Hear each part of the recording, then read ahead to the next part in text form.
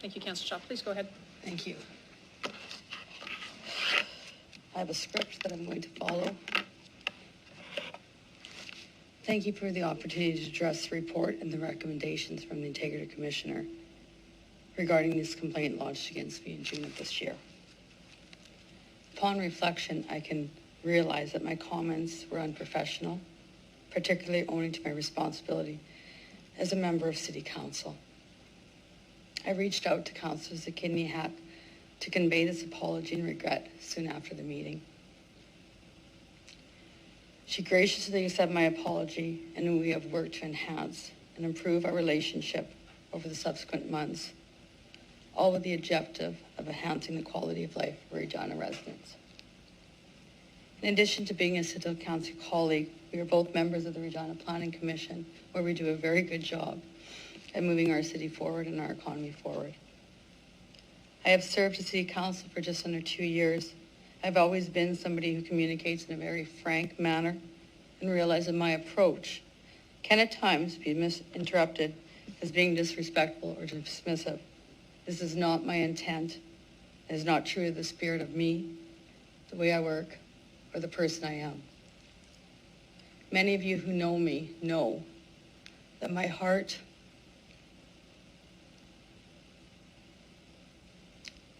that I have been blessed with an incredible heart.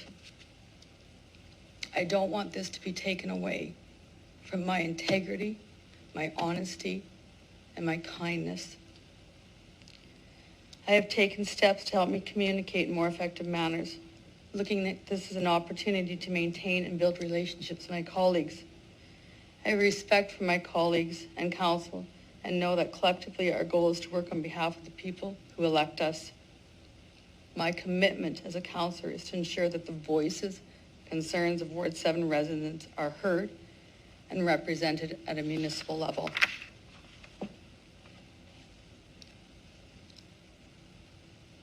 I want to address something publicly that I have addressed with my colleagues, my family, and my close friends.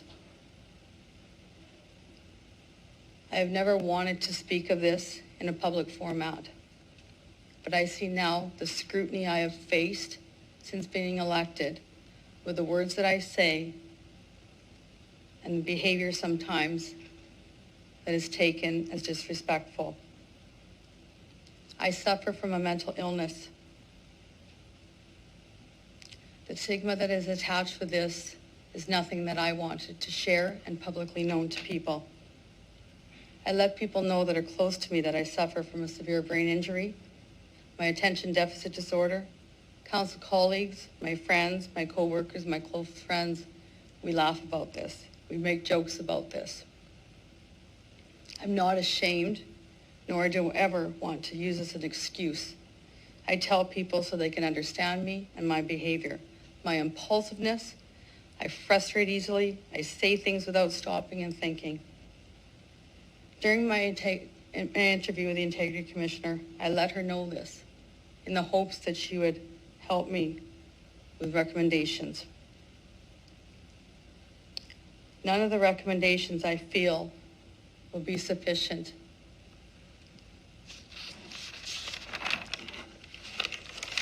I've worked in the private sector and was never judged on my first response.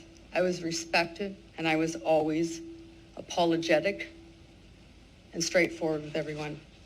As a parent, my children have been very understanding of Mommy's frustration and anger, often telling me to go for a run and often telling me it's okay, Mommy.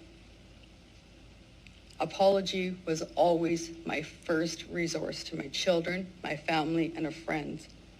To Councillor Terina Shaw, I apologize to her. I respect her, and I did not want anything that I said taken in the wrong way. In the political world that I live in now, I am judged with every word that I say. I never get a do-over. I never get a, oh, behind closed doors, this is what happened. I'm judged for every word I say. To this, there is no benefit.